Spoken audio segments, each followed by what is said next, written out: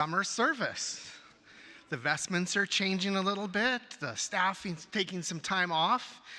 We have a prelude as we welcome our pianist for the summer with Lisa. So things are changing a little bit, and you all showed up.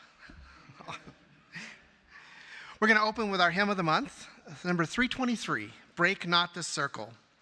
Our theme of the month is flourishing together, and our hymn aptly ponders how big a love might be that includes all living beings, and even wider still. Let's rise in body or spirit.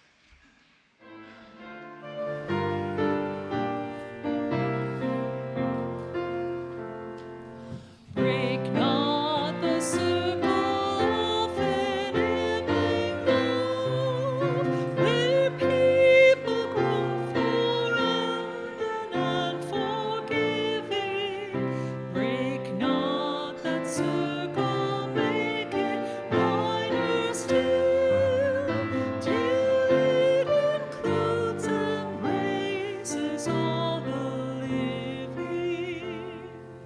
Come wander at this love that comes forth, where words of freedom are with humor spoken, and people keep no score of wrong and right, but will that human bonds remain unbroken.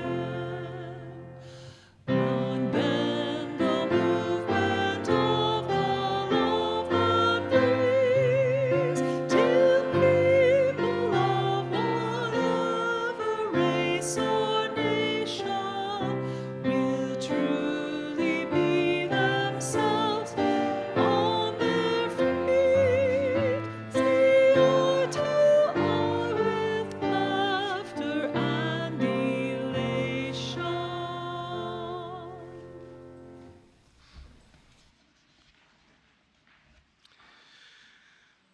We're so glad that you're here, just as you are, with all that you love and all that has brought you to this place. I'm Reverend Bret, and my pronouns are he, him, his. Joining me this morning in worship are Reverend Joyce, our co-minister, Lisa, our pianist for the summer, Lindsay, our director of religious education, Dave, our worship associate, and our office manager, Autumn, is overseeing the tech deck. As always, do join us for coffee hour after the service. If you're online, do like, comment, and share the worship service. If today is your first day worshiping with us online or in person, we are thrilled that you are here. Please, either way, let us know who you are so we can be in touch.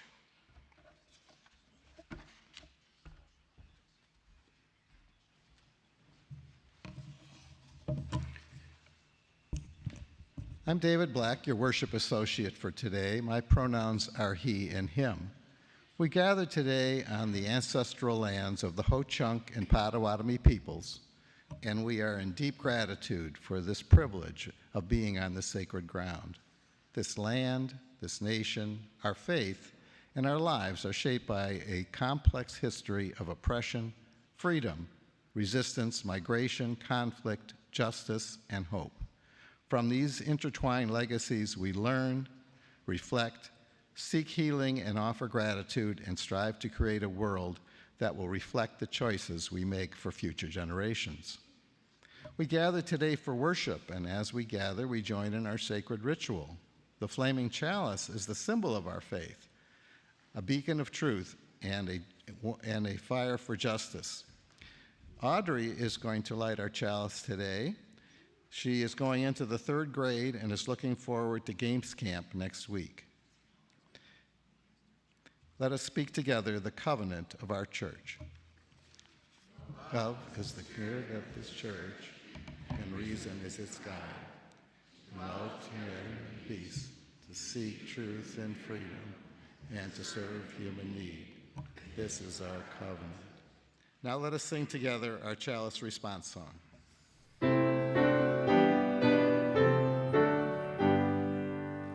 May love shine forth through us today. May light of reason guide our way. May truth and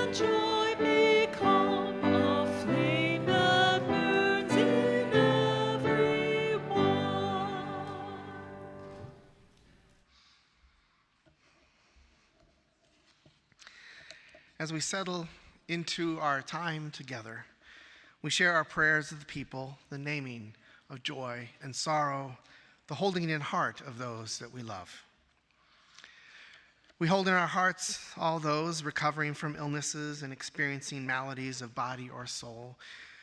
We hold in our hearts all those in harm's way through warfare, oppression, or any kind of violence. May mercy and healing attend them. One person in particular who asked to be lifted up this morning, Cynthia Simmons, asks for healing thoughts as she has to miss the Sunday due to health. I now invite you to name aloud or in silence those who you are holding in your hearts. Mom and sis.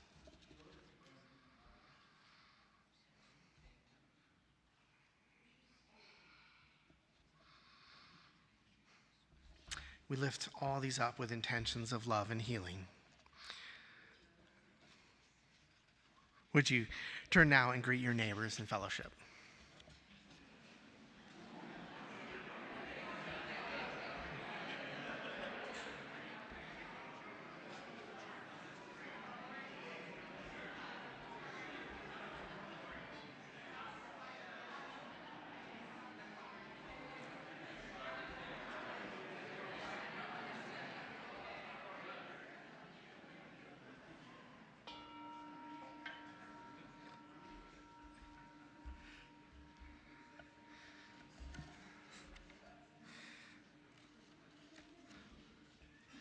There really are a lot of people here. I'm used to summer services where about half the people peel off. We have another service going on for the GA worship services going on in the library too. So it's a full packed day. It's good to see you all. It is here where we make our ordinary lives holy by our concerns for humanity and our love for truth, beauty, and goodness. It is here we are reminded of the power and the work of our hands and in our sincere quest for truth. It is here the world begins to be richer for our having lived it, our church stronger for our having believed in it, the future of our faith strong for having lived it out today.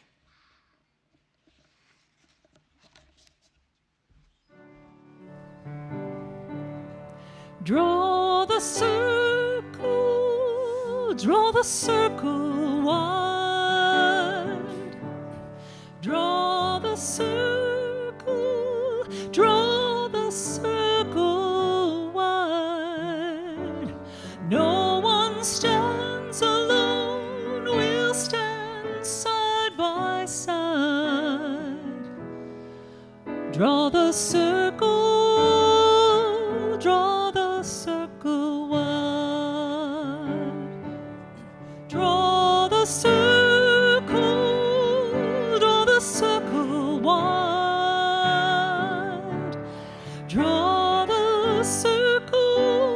Draw the circle wide. No one stands alone, we'll stand side by side. Draw the circle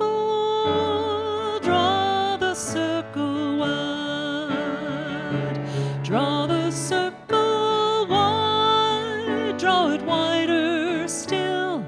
Let this be our song. No one stands alone, standing side by side.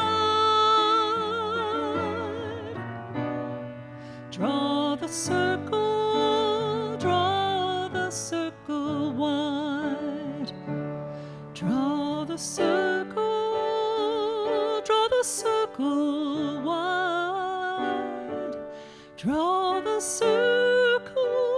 Draw the circle wide. No one stands alone, we'll stand side by side. Draw the circle wide. Draw the circle wide.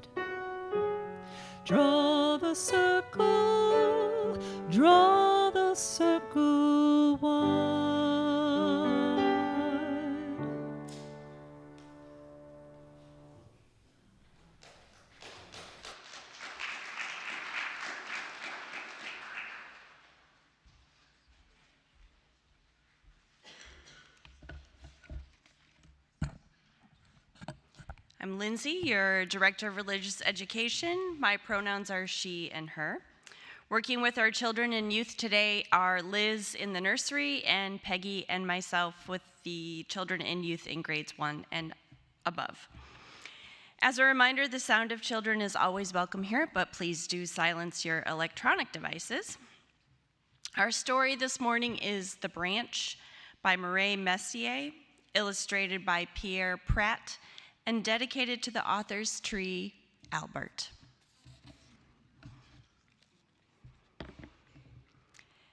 It's past my bedtime, but I can't sleep. Maybe it's because I'm too excited about the holidays. Maybe it's because of the sound of the icy rain hitting the window. Tick, tick, tick. When I finally doze off, I dream that I am wearing a crown of icicles. My tree is my castle, my branch is my throne. I am queen of the storm. Creak, crack, crash, thud. My eyes snap open. What's that noise? I throw back my covers and rush to the window. Everything outside is covered in ice. It looks like the entire neighborhood has been wrapped in a heavy blanket of diamonds. It's beautiful, but a little scary too. Mom stands next to me at the window. Her breath makes a cloud on the glass. We're lucky the whole thing didn't come down, she says. What came down? I asked. That's when I see it. At the foot of my tree lies a big, broken branch. I rushed down the stairs and out the door. That was the branch I sat on, jumped from, played under. It was my castle, my spy base, my ship. I try to pick up my branch, but it's too heavy. I run my fingers along the bumpy ice. Can we fix it? I'm afraid not, says Mom. Can I keep it? It's just a branch. It's not just a branch to me. I played on this branch all the time. Mom touches the splintery part on the trunk where the branch used to be. All right, you can keep it for a little while, but I want to keep it forever. We'll see, says Mom, squeezing my hand, and I know that squeeze. It means probably not. As I look around, I see more broken branches in the yards, in the streets, stuck upside down in the trees. I watch my neighbors digging and scraping. They gather broken branches and carry them to the curb, making big heaps like beaver dams in the city. Workers in shiny coats are clearing the road. They climb ladders, fix wires, wrap yellow tape around trees, and put orange cones on the sidewalk. Everybody is so busy. I wish I could climb my tree to watch them, but I can't.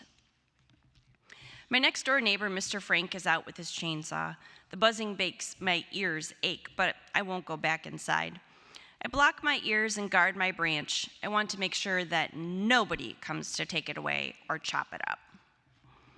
Finally, Mr. Frank stops sawing when he catches sight of me over the fence. Why the long face? My favorite branch broke. Oh, I see. So what are you going to do with it? I shrug. It's just a branch. Just a branch? But it's your favorite, right? I nod. That's what I thought. That branch is full of potential. What's potential? It means it's worth keeping. Mr. Frank hands me a small piece of wood. What do you see? A piece of wood? Sure, but what could it become? Mom comes over carrying mugs of hot chocolate. Hi, Frank. I see part of your tree came down too. Yep, that was quite a storm we had. We're guessing what's hiding inside the wood, I tell Mom. Mr. Frank chuckles at Mom's puzzled look. I build things from salvaged wood, says Mr. Frank. With some imagination, each broken piece can become something great. I look at my favorite branch. It has potential. I concentrate, I squint, and then I have an idea. I know what my branch can become. I knew you would, said Mr. Frank. What is it? Asks Mom. Is it a walking stick? A coat rack? A birdhouse? Nah, it's even better, I say. I cup my hand and whisper into Mr. Frank's ear. Oh, good idea. But I don't know how to make it. I can help, says Mr. Frank. I have the tools and I have the time. All you need is the elbow grease. Mr. Frank's workshop smells sweet like Sunday breakfast. We work together on weekends and sometimes after school. He shows me how to use the tools to make my branch into something new. We draw plans, we measure, we saw some more, we dry the wood, then we wait and wait and wait.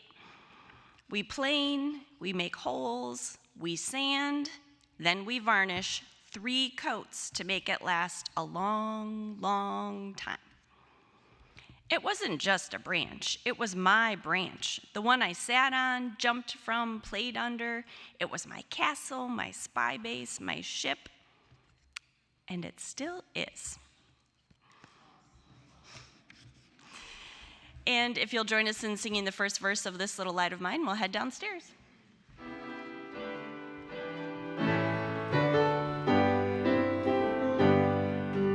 This little light of mine, I'm gonna let it shine. This little light of mine, I'm gonna let it shine. This little light of mine, I'm gonna let it shine. Let it shine, let it shine, let it shine.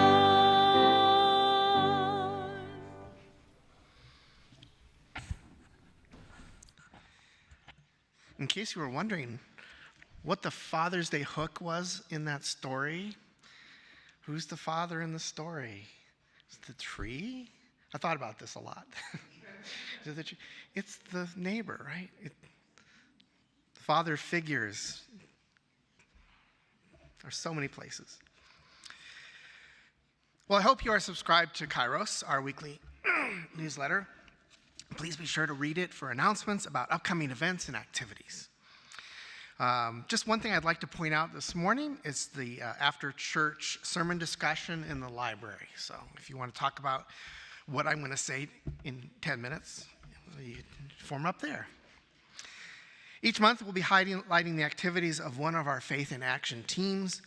For the month of June, it is our Eco-Justice team, and Phil is going to come up to tell you what they are doing.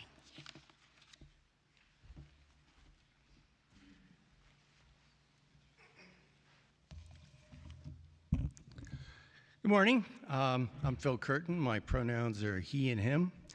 On behalf of the Eco-Justice team, I would like to share some information about one of our partner organizations. Beginning on July 1st, the Severson Dells Nature Center will be known as the Wild Roots Nature Center.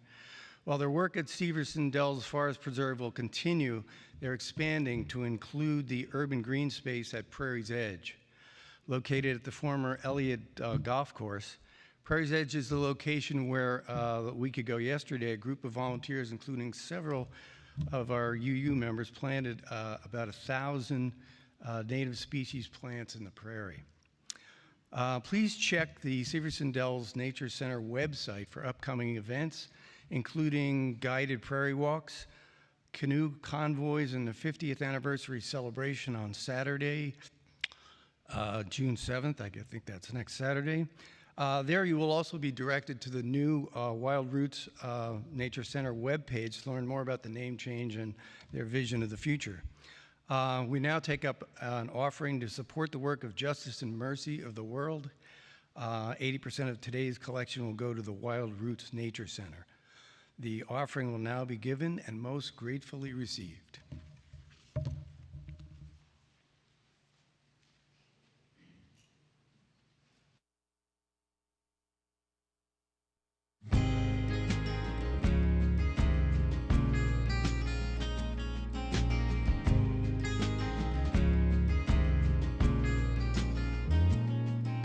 Someone said youth is wasted on the young. Spilled every last drop of time that summer in the sun. But Daddy had a Timex watch, cigarette in his hand, and a mouthful of scotch. Spinning me around like a tilt-a-whirl on his arm. Houses need paint, winters bring snow. Kids, come on in before your supper gets cold. Collection plates and Daddy's billfold, and that's how it goes. You live long enough, people get old.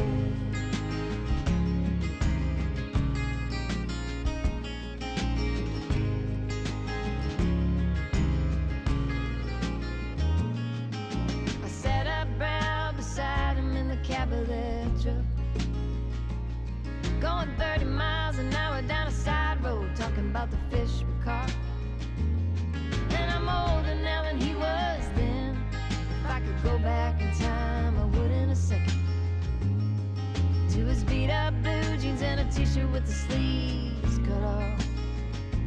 Houses need paint, winters bring snow. Kids growing up and sneaking out the window, hitting every small town dirt road, and that's how it goes. You live long enough, people get old. Yeah, people get old.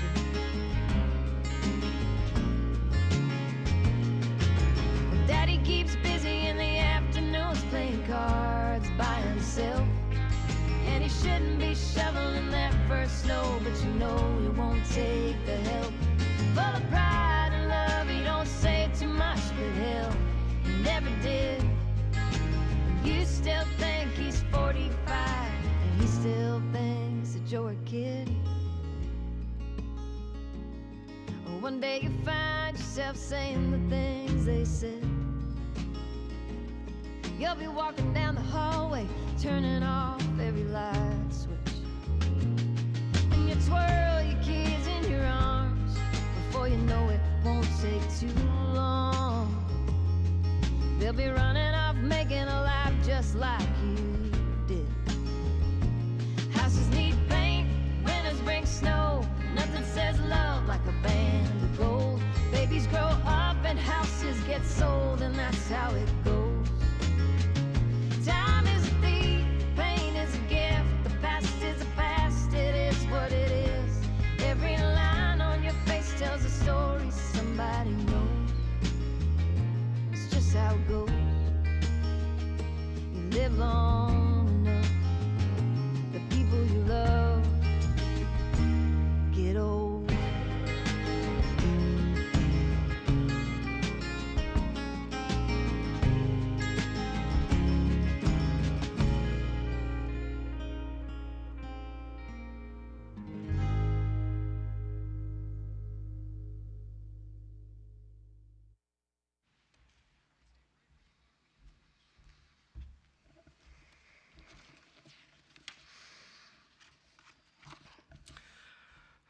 On this Father's Day, we lift up the many facets of fatherhood. Let's praise those fathers who have striven to balance the demands of work and marriage and children with an honest awareness of both joy and sacrifice. Let us praise those fathers who, lacking a good model for a father, have worked to become a good father. Let us praise those fathers who, by their own account, were not always there for their children, but who continue to offer those children, now grown, their love and support. Let us pray for those fathers who have been wounded by the neglect and hostility of their children. Let us praise those fathers who, despite divorce, have remained in children's lives. Let us praise those fathers whose children are adopted and whose love and support has offered healing. Let us praise those fathers who, as stepfathers, freely choose the obligation of fatherhood and earned their stepchildren's love and respect. Let us remember those fathers who have lost a child to death and continue to hold the child in their heart. Let us praise those men who have no children, but cherish the next generation as if they were their own. Let us praise those men who have fathered us in roles as mentors and guides. Let us praise those men who are about to become fathers. May they openly delight in their children. And let us praise those fathers who have died, but live on in our memory and whose love continues to nurture us. Let us share a few moments of quiet, and maybe today a moment or two more to reflect on those we have lost, each in our own way.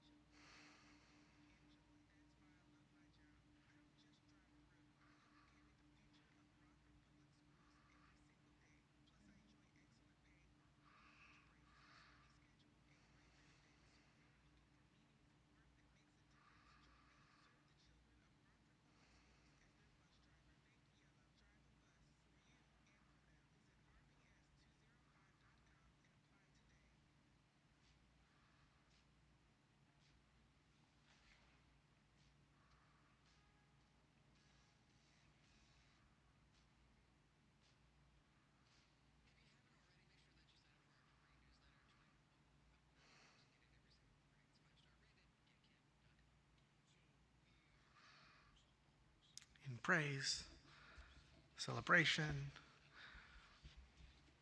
sorrow, and remembrance. We say amen.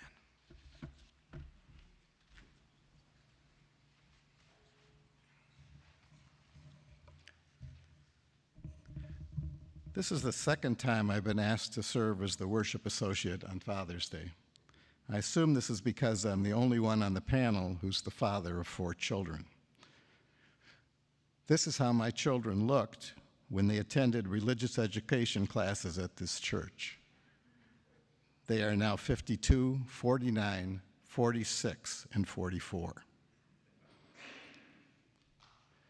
Here's a picture from my prior testimony.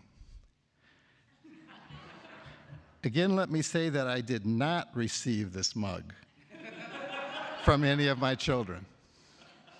Instead, I saw it for sale at a store, and it set me thinking about being a father, so I snapped this picture, and I didn't buy the mug. Note that if this caption is true, the mug was created with a market potential of 1.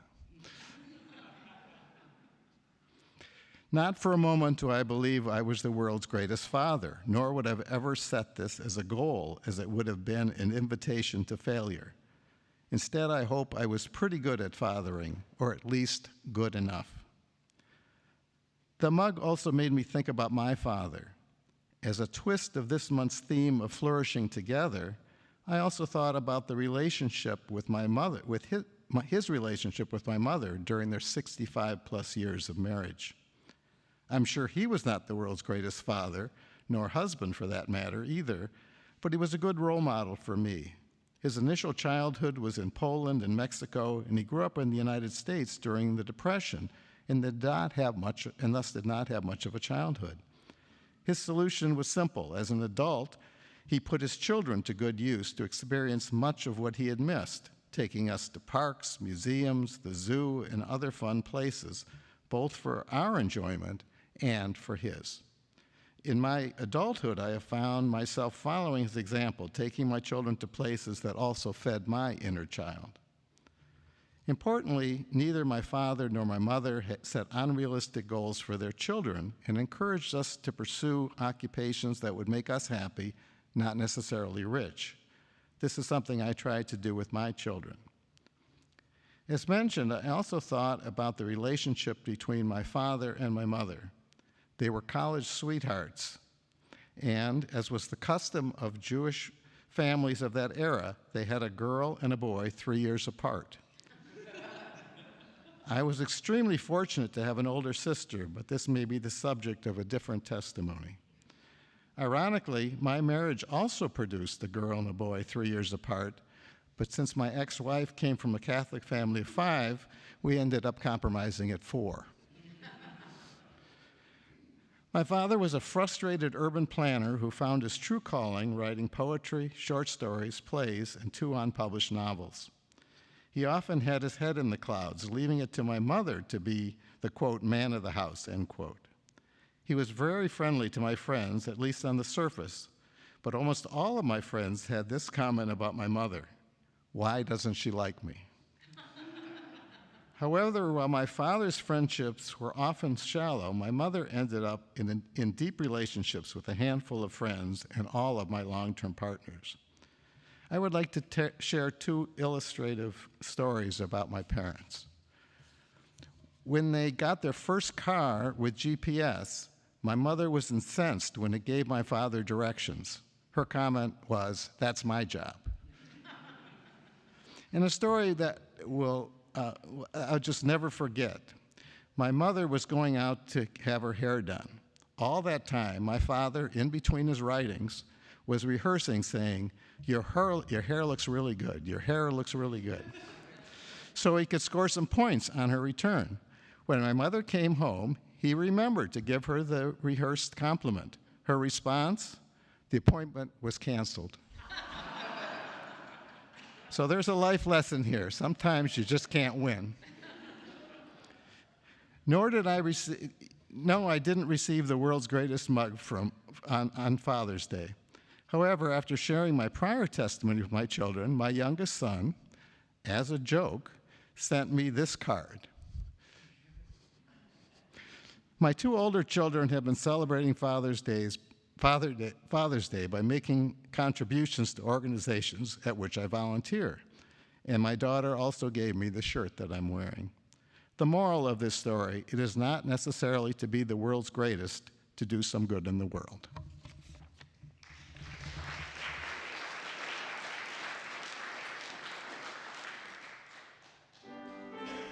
Let's rise in body or in spirit.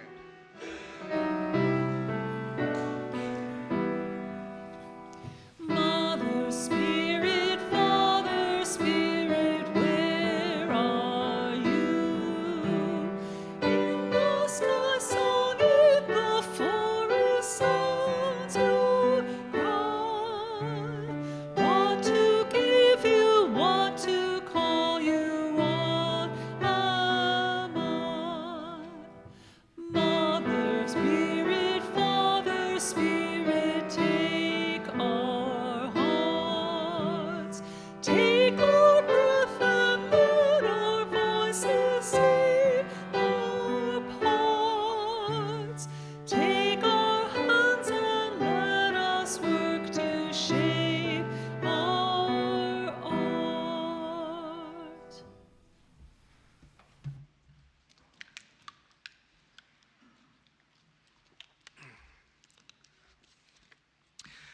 Our first text this morning was actually the offertory song that the video I played by Lori McKenna. Her words really moved me as I polished up this morning's sermon. Parents are people, she reminds, quirky, aging, hurting, striving. And one day she sings, you'll find yourself saying the things they said, walking down the hallway, turning off lights, shoveling the first snow when you shouldn't, and watching your kids run off to make their own lives. Just a little note, I've been following McKenna's music for decades, and she does a lot of code switching with all the flags and traditional imagery in the video. Actually, she's a gun control advocate, a voting rights advocate. She works in addiction recovery and for racial equity. So, like, never judge a book, right? I was like, what's she's putting all that stuff in there for? Our second reading is The Complex Feelings of Father's Day by Ryan Urey. Father's Day is an important time to check in with the complex feelings this day may evoke. The ideal of a wise, patient, loving, all-knowing provider was never more than a useful television trope. At its best, this ideal gives people a positive role in child rearing to aspire to, maybe. But at worst, it casts patriarchy in a benevolent light as the natural order of things. And it also creates an impossible standard for new fathers to live up to that denies the messy, frustrating realities and constant failings that are part of and parcel of parenthood. There's only one best father. Sometimes it feels like Father's Day is more about enshrining a myth than it is about facing the realities of fatherhood that often fall so short. Whatever your story and your feelings about having or not having, being or not being a father, we honor your unique experience of this day. And I invite you to let your experience be what it is without measuring it against false ideals. While your Father's Day may be celebratory or not, the force of this idea of father affects us all in one way or another. Let us be with whatever feelings may come this hour.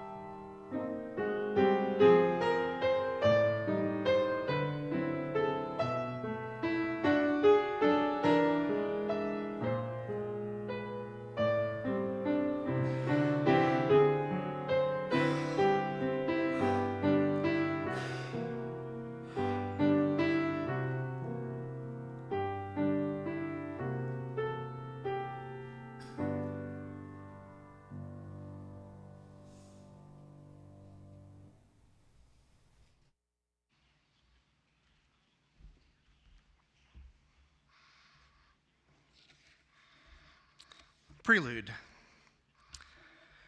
My father's story, where I pick it up, begins at a summer camp nestled in the Malibu Mountains called Calamagos Ranch. It's not that special unless you're in third grade.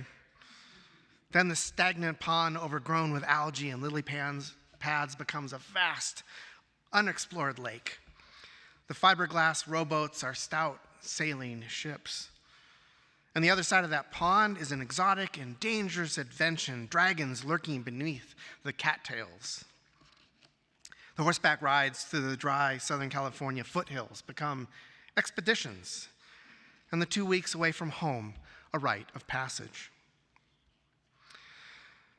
There was a story passed down by the ranch owner when I was there about a young counselor some years back who, while leading a horseback ride, came upon a rattlesnake in the path. Fearing for the safety of his young campers, the counselor jumped off his horse, grabbed the snake with his bare hands, wrung its neck, and cut off its rattle. My dad kept that rattle in a small cardboard box on his dresser for as long as I can remember. Those are some pretty big shoes for a third grader to fill. We couldn't actually afford for me to go to camp. He did all sorts of odd jobs when we couldn't afford things. Construction work for the Calamagos owner to pay my tuition. My presence in that little group was probably why that story came up. He sold trees at Christmas, drove a donut truck, sold pots and pans. He built speedboats in 1970, right as the gas crisis hit. He finally found success in direct mail marketing. Act 1. We call Dad the Quiet Man, after a character from his favorite John Wayne film. In the movie, John Wayne, an American boxer, had killed someone, and he fled to Ireland to escape his demons. Like the Quiet Man, Dad was also a formidable presence, kind of built like me, but really tall. Dad never killed a man, but it always seemed to me, even at a young age, that his demons seldom gave him rest. Obsessed with making enough money to keep growing our middle-class lifestyle, he was always trying to obtain more than we had before: a pool, horse property, a bigger house, new cars. It's kind of a madman Don Draper character. That character in Mad Men reminded me a lot of my dad. It kept Dad working all the time at the office and at home. It's maybe why I'm obsessed with minimalism and simple living. We often go in the opposite direction of our parents, right? By the time my junior high school years hit, Dad had all but vanished. He became more and more the quiet man. I didn't realize this completely until a psychologist asked a poignant question during my UU psych eval, required of all UU ministerial candidates. I passed. So, what happened to your father after 1976? Was the counselor's first question. We were reviewing my spiritual autobiography. Your dad just vanishes when you turn 12, he said. I paused. I was kind of dumbfounded. I didn't even realize it. I started playing back memories in the room. Nothing. I wasn't hiding anything, I didn't think. He just wasn't there. Where was Dad? As a presence, I felt him in my life, and I remember him working all the time. He was always there, but I had no memories of anything he ever said to me at home. And then I saw him behind the video camera. He's behind the video camera, I said. Act 2. Throughout my adolescent years, it was one of the few ways he interacted with us from the other side of the lens, capturing our childhoods on newly invented Betacam. Then I remembered other ways Dad participated in our lives, serving as band booster president, driving the instrument truck to parades, telling corny jokes on the drive to church. We had them all numbered. standing in the middle of a Yosemite River. I remember my brother and I were shooting some final little rapids, and we came around a bend, and there he was, standing in the middle of the river with a video camera. He was a backdrop, but he was never up close and personal. Like all of us, he was working with his own limitations as best he could. He wasn't the quiet man because he admired John Wayne, which he did. His John Wayne collection of dolls and memorabilia is legendary, and I'm afraid probably in my inheritance. No, he was the quiet man because he was possessed by his own history and a sense of limitations, of how he never went to college, but he wanted more for us, of how he struggled for security through the turmoil of the 60s and 70s, of how he married a wealthy beach girl from Pacific Palisades, knowing he'd never live up to how she was raised.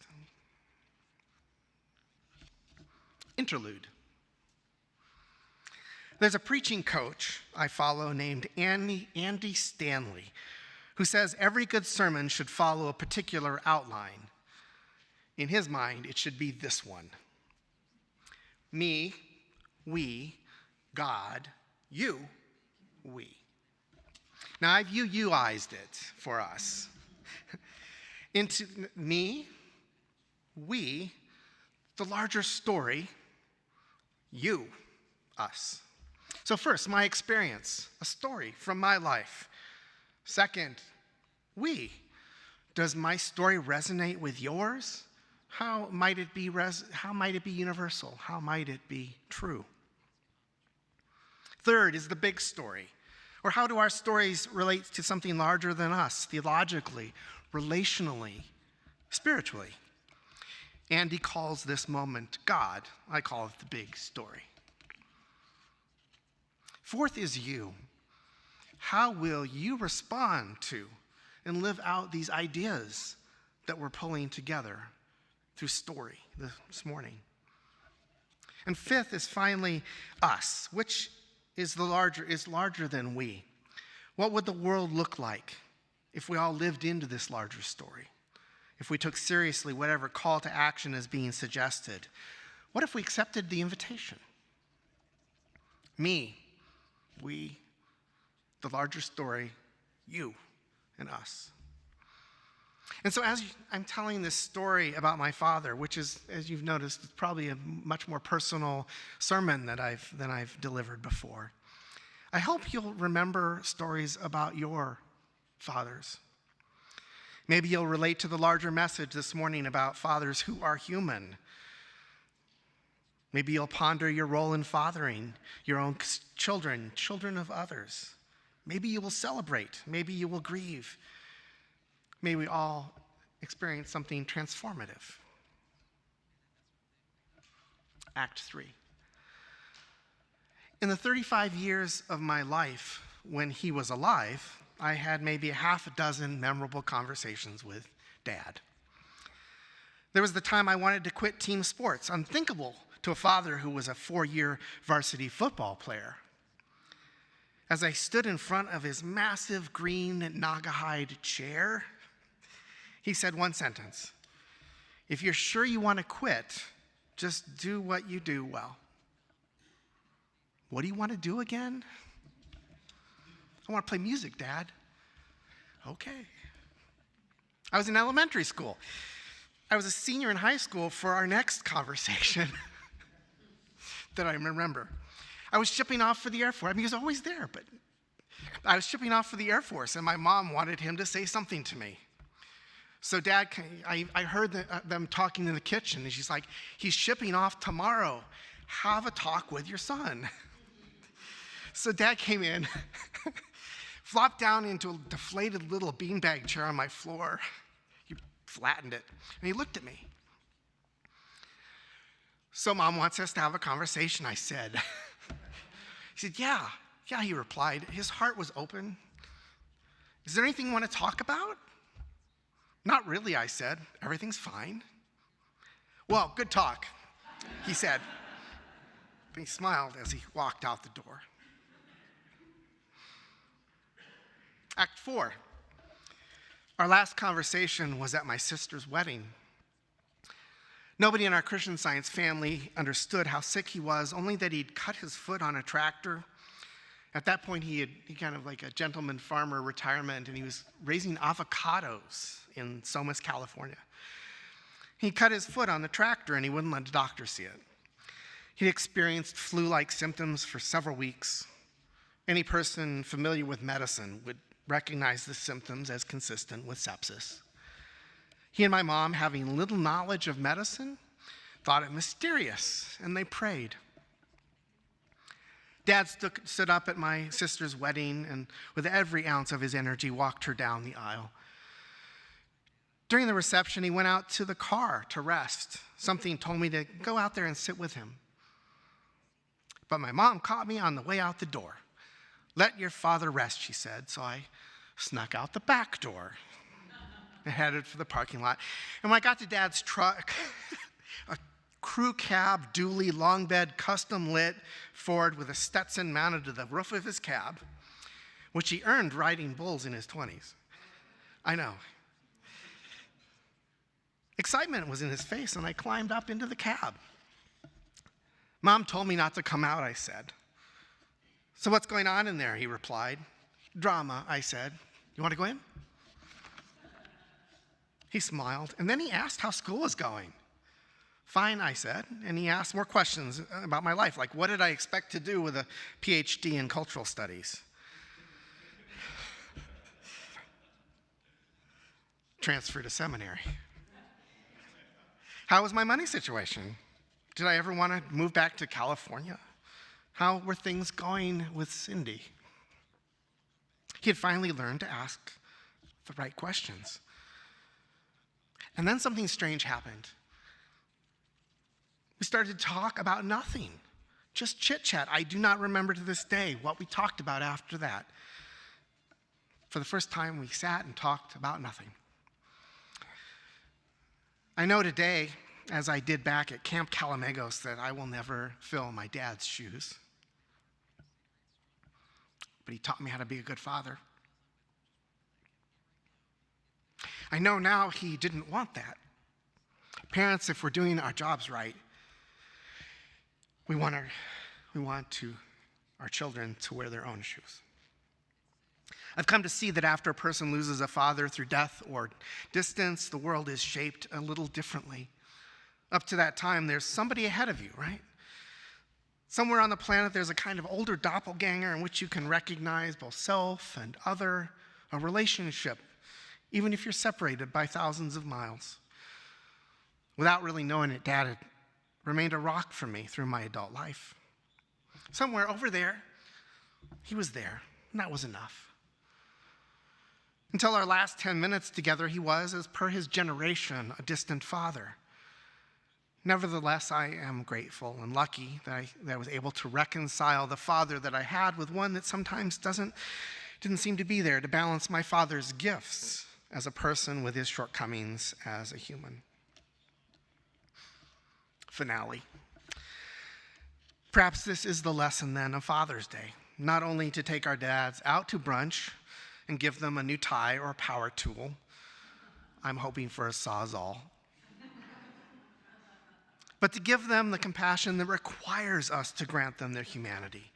The admission that they either did the best they could for us when they were young parents, or that when they failed to live up to the challenge of parenting, they are still worthy, as per our Unitarian Universalist theology, as all of us are still worthy of forgiveness and redemption.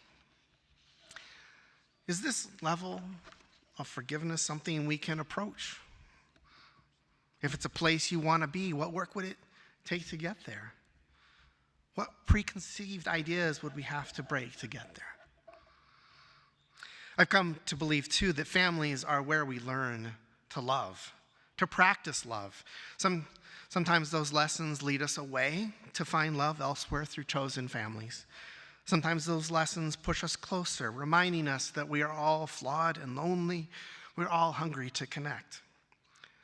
What would the world look like if we all accepted such an invitation to love more deeply?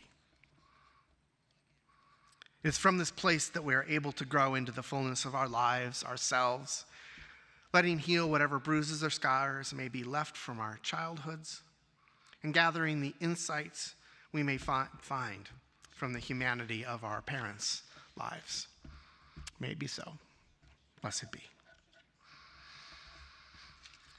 Let us rise in body or in spirit for our closing hymn, 331, Life is the Greatest Gift of All.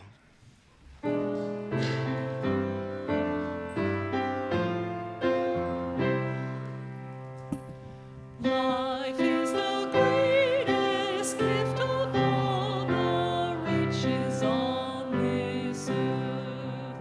Life endless creatures, great and small, of high and lowly birth. So treasure it and measure it with deeds of shining worth. Mine is the brightest.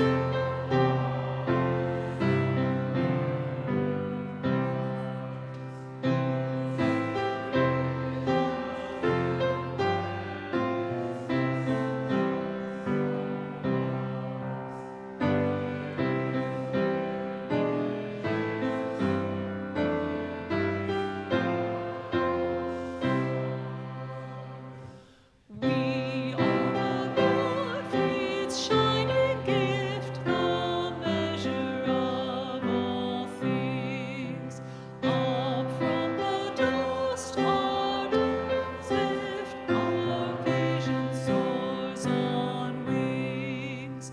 For seed and root, for flower and fruit, our grateful spirits sing. When your father dies, say the Irish, you lose your umbrella against the bad weather. May his son be your light, say the Armenians. When your father dies, say the Welsh, you sink a foot deeper into the earth. When your father dies, say the Canadians, you run out of excuses.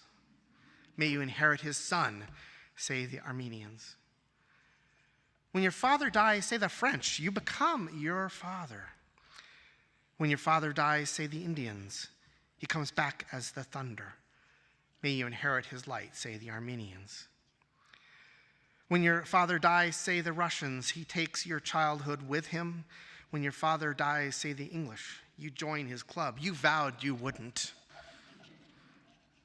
When your father dies, say the Armenians, your sun shifts forever as you walk in his light. And now, while David extinguishes our chalice, but not the light of truth, the warmth of community, or the fire of commitment, which we will carry until we gather again, I invite you to join hands for our closing blessing. If touch is uncomfortable or private for you, please just keep your hands where they are, trusting that we will respect you. Now let us sing our closing blessing.